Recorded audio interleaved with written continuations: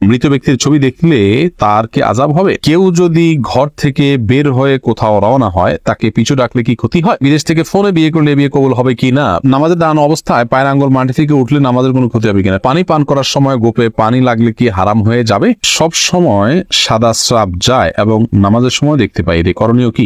স্মৃতি শক্তি বৃদ্ধির জন্য কি কি আমল করতে পারে? অজু করে ফেরার পথে পুরুষ লোকের সাথে দেখা হলে বা কথা বলতে হলে তারপর নামাজ হবে কিনা, নাকি আবার অজু করতে হবে? নারীদের কি সবসময় নখে মেহেদি লাগিয়ে রাখতে হবে? প্রিয় দর্শক, ইতিমধ্যে যে সমস্ত প্রশ্ন আমাদের সামনে চলে এসেছে তার মধ্যে থেকে প্রথম যে প্রশ্নটি আমি দেখতে পাচ্ছি তা হলো আলমগীর হোসেন, আপনি জানতে চেয়েছেন স্মৃতি শক্তি বৃদ্ধির জন্য কি কি আমল করতে পারে। স্মৃতিশক্তি বৃদ্ধির জন্য একটি বিশেষ আমলের কথা একটি হাদিসে পাওয়া যায়, বিশেষ সূরা, বিশেষ সংখ্যক বার রাতে 2 রাকাত নামাজ পড়ে। সেই হাদিসটি সনদকে মুহাদ্দিসিন ইকরাম জয়ীফ বলেছেন। স্মৃতিশক্তি বৃদ্ধির জন্য গুনাহ থেকে বেঁচে থাকা আর স্বাভাবিকভাবে আল্লাহ রাব্বুল আলামিনের কাছে দোয়া করা, এই দুটি বিষয় বিশেষভাবে উল্লেখযোগ্য। আর নির্দিষ্ট করে বিশুদ্ধ হাদিসে স্মৃতিশক্তি বৃদ্ধির জন্য কোনো আমলের কথা বলা হয়েছে বলে আমাদের জানা নেই। এরপর সাইফুল ইসলাম জানাচ্ছেন, নামাজে দাঁড়ানো অবস্থায় পায়ের আঙ্গুল মাটি থেকে উঠলে নামাজের কোনো ক্ষতি হবে কিনা? সামনে সমাজের উঠলে কোনো অসুবিধা না, উঠলো আবার নামায় ফেললেন, কিন্তু পুরো সিজদা জুড়ে যদি একবারও মাতৃরাজ না করে তার নামাজ হবে না। কারণ নবী সাল্লাল্লাহু আলাইহি ওয়াসাল্লাম বলেছেন, উমিরতু আন আসজুদা আলা সাবআতি আযম। হাদিসে আসছে যে তিনি বলেছেন আমাকে 7টি অঙ্গের উপরে সিজদা করতে নির্দেশ করা হয়েছে, তার ভিতরে পায়ের আঙ্গুল, এগুলোকে মাটিতে রাখতে হবে, এর উপরে ভর করে সিজদা করতে হবে। উঠে গেল আবার সাজদা নামায় ফেললে সেটা ভিন্ন কথা, কিন্তু মানে পুরো সিজদা যদি উঠে থাকে তাহলে নামাজ হবে না। মোহাম্মদ নিজাম সরকার, আপনি জানতে চেয়েছেন পানি পান করার সময় গোপে পানি লাগলে কি হারাম হয়ে যাবে? পানি পার করার সময় গোপে পানি লাগলে সেটা হারাম হয়ে যাবে না। অনেক আমাকে সেটাকে মাকরুহ বলেছেন, এটা অস্বাস্থ্যকর, সেজন্য এটা পরিহার করা উচিত, এইটুকু। কিন্তু এটা চলে গেলে যে হারাম হবে, বড় কোনো গুনাহ হবে এমন নয়। জান্নাতুল ফেরদাউস, আপনি জানতে চেয়েছেন কেউ যদি ঘর থেকে বের হয়ে কোথাও রওনা হয় তাকে পিছু ডাকলে কি ক্ষতি হয়? না, এটি সম্পূর্ণ ভুল ধারণা। আমাদের সমাজে অনেকেই মনে করেন এটি যে কোথাও বের হলে পেছন থেকে কেউ ডাক দিলে তাহলে পিছুটান হয়ে গেল, আর বোধহয় সামনে কল্যাণ নাই। এটি সম্পূর্ণ আমাদের মন গড়া কথা। এরকম বিশ্বাস করলে সেটা ছোট শিরকের অন্তর্ভুক্ত হবে, এটি আমাদের পরিহার করা উচিত। এরপরে হাসিনা ইসলাম জানতে চেয়েছেন, আমার সব সময় সাদা স্রাব যায় এবং নামাজের সময় দেখতে পাই, এর করণীয় কি? বোন, যদি নিয়মিত সাদা স্রাব যায় এবং আপনি নামাজের সময় দেখেন তাহলে তো আপনি মাযুর। নিয়মিত যেতে থাকলে এটাকে বলা হয় মাযুর। মাযুর ব্যক্তির বিধান হলো তিনি প্রত্যেক ওয়াক্ত নামাজের জন্য আলাদা উযু করে নেবেন এবং এরপর তিনি নামাজ পড়বেন। এরপর যদি বেরো হয় তাতে কোনো অসুবিধা নেই, 1 ওয়াক্ত পর্যন্ত তার উযু ভ্যালিড থাকবে, যদি তিনি সবকিছু করতে পারবেন। আবার নতুন ওয়াক্ত শুরু হবে, তাকে নতুন করে উযু করতে হবে। এ হলো আপনার জন্য মাসআলা। এবং প্রতিবার আপনাকে বারবার করে উযু করার জন্য কষ্ট করার কোনো প্রয়োজন নেই। আপনি সুমন চৌধুরী, আপনি জানেন বিতির নামাজে দোয়া কুনুত না পড়লে বিতির নামাজ আদায় হবে কিনা? যেহেতু বিতির নামাজে দোয়া কুনুত পড়াটা আবু হানিফা রাহিমাহুল্লাহ সহ অনেক উলামাদের মধ্যে ওয়াজিব, অতএব তাদের দৃষ্টিতে এটি আদায় না করলে নামাজ আদায় হবে না, আপনার সিজদা করা উচিত যদি ভুলে যান। সৌদি আরবের স্কলাররা কিন্তু এটিকে সুন্নাহ বলেন। তাদের মতে বিতির নামাজে দোয়া কুনুত না আদায় করলেও নামাজ হয়ে যাবে, সিজদা দিতে হবে না ভুলে গেলে। এরপরে নাহিদ সরকার জানতেছেন, বিদেশ থেকে ফোনে বিয়ে করলে বিয়ে কবুল হবে কি না? বিদেশ থেকে যদি কেউ ফোনে বিয়ে করেন তাহলে সেক্ষেত্রে সেই বিয়ে কবুল না হওয়ার কারণ নেই, তবে শর্ত আছে। সেই বিয়ের পদ্ধতি হইতে হবে এরকম যে আজকাল ভিডিও কলের মাধ্যমে আমরা নিশ্চিত হতে পারি যে কে পাত্র কে পাত্রী। আপনার দেশে কারোর মাধ্যমে নিশ্চিত হতে হবে। আবার আপনার ব্যাপারেও আপনার বিপক্ষ যারা আছেন তারা, ভিন্ন পক্ষ যারা আছেন তারা নিশ্চিত হবেন বিভিন্ন মাধ্যমে। এরপরে ভিডিও কলের মাধ্যমে ইজাব কবুল হতে পারে। তবে নিরাপদ পদ্ধতি, তার চাইতে বেশি নিরাপদ পদ্ধতি হলো যে আপনি বিদেশ থেকে দেশে আপনার কোনো একজন অভিভাবককে বা বন্ধু বান্ধবকে, পরিচিত কোনো একজনকে আপনি দায়িত্ব দিবেন যে তুমি অমুকের মেয়ে অমুককে এত টাকা মহারণায় আমার পক্ষ থেকে বিয়ের প্রস্তাব দিবা, বা তারা প্রস্তাব দিলে তুমি কবুল করবা। এটা একজনকে প্রতিনিধি হিসেবে নিয়োগ দিবেন। আপনি ভিডিও করে সেটি দেখতে পারেন, তখন তিনি আপনার পক্ষ থেকে প্রস্তাব দিলেন বা প্রস্তাবের পক্ষে আপনার পক্ষ থেকে কবুল করলেন।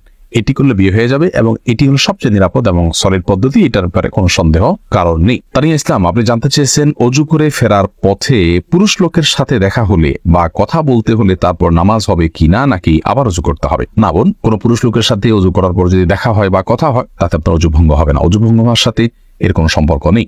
কেউ যদি উযু করার পর কোনো পুরুষের সাথে অন্যায়ভাবে দেখা দেন, হারাম ভাবে দেখা দেন, হারাম কথা বলেন, তাহলে ঠিক গুনার কারণ হবে, ভিন্ন কথা। কিন্তু এর ফলে অজু ভঙ্গ হবে না। অজু ভঙ্গ হওয়ার সাথে অজু ভঙ্গকারী বিষয়গুলোর সম্পর্ক, যেমন অপবিত্র কোনো কিছু শরীর থেকে বের হলো কিনা, ঘুমালেন কিনা, অজু ভঙ্গের কোনো কারণ পাওয়া গেল কিনা, এর সাথে হলো অজু ভঙ্গের সম্পর্ক। ওসমান গনি, আপনি জানতে চাচ্ছেন আজানের সময় পেশাব পায়খানা করা যাবে কিনা? যাবে, কোনো অসুবিধা নেই। আজান হলে ওই সময় পেশাব পায়খানা করা যাবে না বা দুনিয়াবে নির্দিষ্ট কোনো কাজ করা যাবে না, এরকম কোনো কথা কোরআন হাদিসে কোথাও বলা হয়নি। তবে হ্যাঁ, আজান সময় অবশ্যই আপনি আজানের জবাব দেওয়া উত্তম এবং ভালো। যদি পারেন মুখে জবাব দিবেন, আর না দিলেও কোনো গুনাহ হবে না। অর্থাৎ মুয়াজ্জিন যা বলছেন সাথে সাথে তা বলছেন, আপনি এর পাশাপাশি অন্য কোনো কাজ করছেন। তবে আপনি টয়লেটে যদি থাকেন সেখানে তো আপনি আল্লাহর নাম নিতে পারবেন না, নেওয়া উচিত হবে না, যার কারণে আজান জবাব আপনি সেখানে দিবেন না। অর্থাৎ এক কথা, আজান সময় টয়লেটে কেউ থাকলে টয়লেটে থাকতে পারেন, পেশাব পায়খানা করতে পারেন বা অন্য যে কোনো কাজ করতে পারেন, কোনো প্রকার নিষিদ্ধ নয়। এমন কোনো কাজ যদি করেন যেখানে থেকে আজানের মুখে জবাব দিতে পারছেন তাহলে জবাব দিবেন, সেটি সবের কাজ, আর না পারলে দিবেন না। ইশরাত জাহান, আপনি আমাদের ইউটিউব চ্যানেলেও চলছে এই লাইভ, সেখান থেকে প্রশ্ন করেছেন, নারীদের কি সবসময় নখে মেহেদি লাগিয়ে রাখতে হবে? না, সবসময় রাখতে হবে এমন কোনো কথা নেই, তবে সুন্নাহ এবং উত্তম হলো মেয়েদের হাতে মেহেদি ব্যবহার করা বেশিরভাগ সময়। রাসূল করিম সাল্লাল্লাহু আলাইহি সাল্লাম একজন নারীর হাত দেখতে পেলেন, পর্দার আড়াল থেকে তিনি কিছু দিয়েছেন বা নিয়েছেন, তখন তিনি জানতেন একজন নারী দিয়েছেন, কিন্তু তার হাতে মেহেদি না থাকা, নবী সাল্লাল্লাহু আলাইহি সাল্লাম বললেন, ব্যাপার কি, মেহেদি নাই কেন? তখন এটা পুরুষ আর মহিলার হাত তো বোঝা যাচ্ছে না। তার মানে এই হাদিস থেকে বোঝা গেল যে মেয়েরা যথাসম্ভব সেজেগুজে থাকা এটা তাদের জন্য উত্তম, ভালো। বিশেষ করে হাতে মেহেদি লাগানো এই হাদিস থেকে বোঝা যায় মেয়েদের জন্য উত্তম, অতএব এটা লাগিয়ে রাখা ভালো, কিন্তু লাগাতেই হবে, না হলে গুনাহ হবে এমন কোনো বিষয় নয়। মিতা নাহিদ, আপনি জানতে চেয়েছেন, কিছুদিন আগে আমার বাচ্চা হয়েছে, বাচ্চা হওয়ার কতদিন পর আমি নামাজ পড়তে পারবো বলে উপকৃত হবো? বোন মিতা, বাচ্চা হওয়ার পর ব্লিডিং যতদিন চলবে ততদিন আপনি নামাজ পড়বেন না, ব্লিডিং শেষ তখন থেকে আপনি নামাজ পড়বেন। এটাকে নেফাস বলা হয়। নেফাস বা সন্তান প্রসব পরবর্তী যে ব্লিডিং, এই ব্লিডিং শেষ হয়ে গেলে আপনাকে সালাত আদায় করতে হবে। তবে ব্লিডিং এর সর্বশেষ সীমা হলো 40 দিন। 40 দিন পর্যন্ত যদি ব্লিডিং বন্ধ না হয় তাহলে 40 দিনের পরে ব্লিডিং থাকলেও আপনি সালাত আদায় করবেন। সফিবুর রহমান, আপনি জানতে চেয়েছেন, সুন্নত পদ্ধতিতে গোসল করার জন্য প্রথমে ওযু করলাম, তারপরে সারা দেহে সাবান মেখে গোসল করলে আবার কি ওযু করতে হবে? না, এরপরে আর ওযু করার প্রয়োজন নেই। তো অনেক উলামায়ে কেরামের মতে লজ্জাস্থান সরাসরি স্পর্শ করলে ওযু ভেঙে যায়।